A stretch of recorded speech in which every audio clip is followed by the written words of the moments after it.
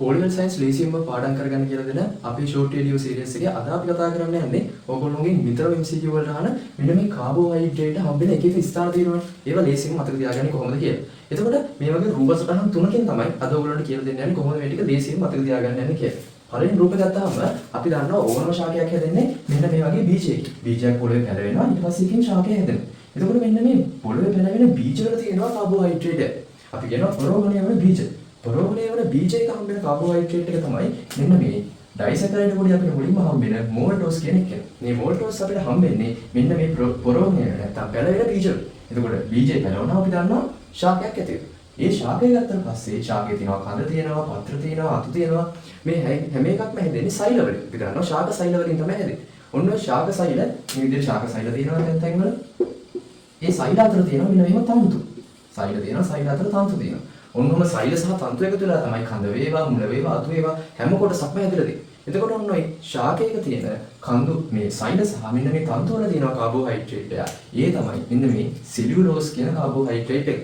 Cellulose කියන carbohydrate එක අපිට හම්බ වෙනවා මෙන්න මේ ශාකයේ හැමතැනම තියෙන ශාක සෛල වල බිත්ති වල සහ ශාකයේ තියෙන තන්තු වල. එතකොට අපිට ඔන්න මේ රූප සටහනේ මතක තියාගන්න ඕන කාබෝහයිඩ්‍රේට් දෙකක් හම්බෙන ස්ථාන. එකක් තමයි බීජ වල තියෙන මෝල්ටෝස්, අනිත් එක තමයි ශාකයේ තැන් තැන් වල තියෙන සෙලියුලෝස්. එතකොට ඊළඟ දෙවෙනි රූප සටහනෙන් අපි බලමු ඉතුරු කාබෝහයිඩ්‍රේට් එක. මෙන්න මේ ශාකයක්ම තමයි ඒකේ අපි කතා කරන්නේ ඔයගොල්ලෝ දන්නවා ශාකයක සිද්ධ වෙන සාමාන්‍යයෙන් කෑම හැදෙන වැඩේ. මොකද ප්‍රභා සංශ්ලේෂණය. ප්‍රභා සංශ්ලේෂණය මෙන්න ශාක පත්‍ර වල තමයි සිද්ධ වෙන්නේ. ශාක පත්‍ර වල ප්‍රභා සංශ්ලේෂණයේ අන්තිමට හැදෙන කාබෝහයිඩ්‍රේට් එක තමයි සුක්‍රෝස් කියන්නේ. ඒකට සුක්‍රෝස් තමයි මම මේ කොළ පාටින් මෙන්න මෙහෙම ඇදලා තියෙන සුක්‍රෝස් ශාක පත්‍රයේ හැදුනට පස්සේ මොකද වෙන්නේ? ශාකයේ කඳ දිගේ තැන් තැන් වලට යනවා. තැන් තැන් වල ගිහලා ගබඩා වුණාම තමයි ඒ තැන් වල තමයි එක එක ගෙඩි හැදෙන්නේ. එතකොට මෙන්න මේ සුක්‍රෝස් මුලින්ම අපිට හම්බ වෙනවා ශාකයේ තියෙන මෙන්න මේ ගමන් කරන කොළ පාටින් ඇදලා තියෙන එකට අපි කියනවා ප්‍රයම් විෂය. ශාක පත්‍රයේ ඉඳලා තනින් තැනට විෂයක් විදිහට තමයි අර ප්‍රභා සංශ්ලේෂණයෙන් හැදෙන දේවල් යන්නේ. ඒකට අපි කියනවා ප්‍රයම් විෂය කියලා. ඒතකොට ඔන්න ප්‍රයම් විෂය අපිට හම්බ වෙනවා සුක්‍රෝස්. ඊට පස්සේ ඒවා ගිහිල්ලා ගබඩා වෙනවා සමහර පළතුරු වල.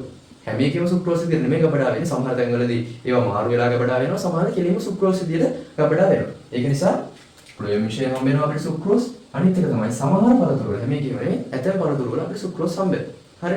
ඒගොල්ලෝ සුක්‍රෝස් හම්බ වෙන තැන් ටික ඔකෙන් මතක තියාගන්න පුළුවන්. ඊට පස්සේ ප්‍රභා සංශ්ලේෂණයෙන් හැදිච්ච දේවල් තව ටිකක් ශාකයේ පහළට යනවා. කඳ දිගේ මේ අතු වල විතරයි අපි කතා කරන්නේ. කඳ දිගේ ගිහින් මුල් වල දක්වාම යනවා. මුල දක්වාම ප්‍රභා සංශ්ලේෂණයෙන් හැදිච්ච කැම ටික පහළට යනවා. එතකොට සමහර ඒවා තියෙනවා කඳේ හැදෙන ගෙඩි ලොකු ගෙඩි. අපි දැකලා තියෙනවා කොස් ගෙඩි, දෙල් ගෙඩි. ඊට පස්සේ ශාකයේ මුලේ ගබඩා වෙනවා ගිහිල්ලා ආහාර. එහෙම විදිහටම හැදෙනවා එක එක අල ಜಾති. අපි දන්නවා පොළොව යට තමයි අර ලොකු අල මඤ්ඤොක්ක වගේ දේවල් තියෙන පොළොව යට. එතකොට ඔන්න අල වර්ග වල කොස් දෙල් වල හම්බ වෙනවා තව කාබෝහයිඩ්‍රේට් එකක්. එතකොට සුක්‍රෝස් නෙමෙයි ඒවා කෙලින්ම තැම්පත් වෙන්නේ. සුක්‍රෝස් ඊට වඩා ටිකක් සංකීර්ණ පොලිසැකරයිඩ් එකක් වෙන පිෂ්ඨයේ බවට කන්වර්ට් වෙනවා. පිෂ්ඨයේ බවට හැදෙලා තමයි මෙන්න මේ වගේ ගබඩා වෙන්නේ. තමයි මොකද කොස්, දෙල්, අල ඊට අමතරව පොඩි පොඩි ඇට වර්ග, ධාන්‍ය වර්ග වල තියෙන පිෂ්ඨය. එතකොට මෙන්න මේ පිෂ්ඨය හම්බෙන ස්ථාන ටික අපිට ඊළඟට මතක තියාගන්න පුළුවන්. මෙන්න මේ පාර මතක තියාගත්තා නම් මේ රූප සරණ මතක තියාගත්තා. ඊළඟ එක තමයි මෙන්න මේ පළතුරු. සමහර පළතුරු ඉදෙන්න ගන්නවා. පළතුරු ඉදෙන්න ගත්තාම ඒ පළතුරු වල අපිට හම්බ වෙනවා මොනොසැකරයිඩ් දෙකක් වෙන මෙන්න මේ ග්ලූකෝස් සහ ෆ්‍රුක්ටෝස් කියන දේ. ග්ලූකෝසි ෆ්‍රුක්ටෝසි මෙන්න මේ පළතුරු ඉදෙන්න ගත්තාම මේ පළතුරු වල තියෙන කාබෝහයිඩ්‍රේට් පත් වෙනවා. පළතුරු ඉදුණාම අපි දන්නවනේ පැණි රහ වැඩිනේ. ඒ පැණි රහ වැඩි යන්නේ ඉදිච්ච පළතුරු වල තියෙනවා ග්ලූකෝස් සහ ෆ්‍රුක්ටෝස් කියන දේ.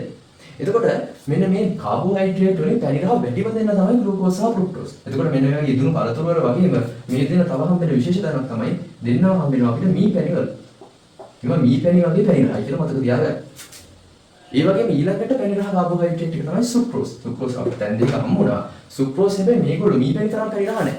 සුක්‍රෝස් පැණි රහයි මොන වගේද? අපි කඩෙන් ගන්න සීනි තියෙන්නේ. රතු සීනි, නැත්නම් දුඹුරු සීනි, සුදු සීනි කියලා කියන්නේ. අන්න ඒ සීනි වල තියෙන සුක්‍රෝස්. ඒකෝර උන් අපිට කාබෝහයිඩ්‍රේට් තාසෙට් එකක් තියෙන ස්ථාන ටික මේ රූප සරණේ මතක තියාගන්න පුළුවන්. කොහෙද ග්ලූකෝස්, ෆ්‍රුක්ටෝස් තියෙන්නේ? සුක්‍රෝස් තියෙන්නේ කොහෙද? පිෂ්ඨය අපිට හම්බෙන්නේ කොහෙද කියලා මෙන්න මේ කණේ දෙවෙනි රූප සරණේ මතක තියාගන්න පුළුවන්. ඊළඟට අපේ තුන්වෙනි සහ අවසාන රූප සටහනින් ඉතුරු කාබෝහයිඩ්‍රේට් ටික තියෙන තැන් ටික මතක තියාගන්න පුළුවන්. ඒකේ නේද දෙනවා. හරි කලින් එකේ ගස් දෙකක් තිබ්බේ. එකක් පැලවෙන ගහ, අනිත් එක ප්‍රභා සංශ්ලේෂණය කරපු ලොකු ගහ.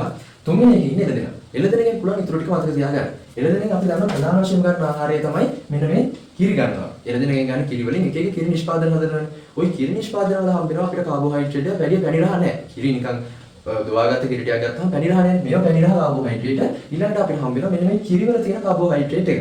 කිරි වල තියෙන කාබෝහයිඩ්‍රේට් එක තමයි අපි මෙතන අපිට කතා කරන්න බැරි වෙච්ච මෙන්න මේ ලැක්ටෝස් කියන එක. ලැක්ටෝස් තමයි අපිට මෙන්න මේ කිරි ආහාර වල හම්බෙන්නේ. ඒකට මේ ගන්න කිරි වල සහ කිරි වලින් හදන හැම ආහාරයකම ඒ ලැක්ටෝස් හැදෙන්නේ ගැලැක්ටෝස් සහ ග්ලූකෝස් කියන මෙන්න මේ ග්ලූකෝස් සහ ගැලැක්ටෝස් කියන මොනොසැකරයිඩ් දෙක එකතු වෙලානේ. එතකොට මේකේ ලැක්ටෝස් තියෙනවා කියන්නේ අනිවාර්යයෙන්ම ඇතුලේ ගැලැක්ටෝසුත් තියෙනවා. ඒකට ලැක්ටෝස් සහ ගැලැක්ටෝස් සම්බන්ධ ස්ථාන වලට උදාහරණ තමයි මෙන්න මේ කිරි ආහාර කියලා කියන්නේ. ඊළඟ එක තමයි ඔයගොල්ලන්ට අර මම පළවෙනි උදාහරණෙම කිව්වා ශාකයක කොටස් ශාක සෛල සහ තන්තු හැදිලා තියෙන්නේ මෙන්න මේ සෙලියුලෝස් කියලා කෙනාගේ. එතකොට ශාකයක හදන්න උදව් වෙලා තියෙන මොන කාබෝහයිඩ්‍රේට් එකද සෙලියුලෝස්. ඒ වගේම සත්තු හදන්න සත්තුන්ගේ තැන්පත් වෙලා තියෙන කාබෝහයිඩ්‍රේට් එක තමයි මෙන්න මේ අපිට කතා කරන්න බැරි වෙච්ච ග්ලයිකෝජන් කියන එක. ග්ලයිකෝජන් කියන එක තමයි සත්තුන්ගේ හම්බෙන්නේ ශාකවල හම්බෙන්නේ නැහැ. ශාකවල තිබෙ සෙලියුලෝස් වලින් හැදුනා වගේ සත්තුන්ගේ කොටස් හදන්නේ ග්ලයිකෝජන් වල. එතකොට ග්ලයිකෝජන් සත්තුන්ගේ ප්‍රධාන වශයෙන්ම ගබඩා කරලා තියෙන තැන් දෙකක් තියෙනවා. එකක් තමයි මෙන්න මේ ආත්මාව. අනිත් එක තමයි අපේ තියෙන පේශි. ශරීරයේ තැන් වල තියෙන පේශි. ඒ පේශි වල සහක්මාවේ තමයි මෙන්න මේ ග්ලයිකෝජන් කියන එක ගබඩා කරලා තියෙන්නේ. ඔන්න ඔය විදිහට අපිට එන කාබෝහයිඩ්‍රේට්, මොනොසැකරයිඩ් ටික, ඩයිසැකරයිඩ් ටික, පොලිසැකරයිඩ් ටික කියන මේ නවයම හම්බෙන ස්ථාන ටික හරිය ලේසියෙන් මතක තියාගන්න පුළුවන්. රූප සටහන තුනක් විතරක් පාවිච්චි කරලා. ඉතින් මේ වගේ තවත් O level science වලට වැදගත් වෙන කෙටි ක්‍රම දැනගන්න අපේ channel එකත් එක්ක එකතු වෙන්න. ඒ වගේම මේ වීඩියෝ එක O level science කරන ඔයගොල්ලෝගේ යාළුවන්ට අනිවාර්යයෙන්ම share කරන්න අමතක කරන්න එපා.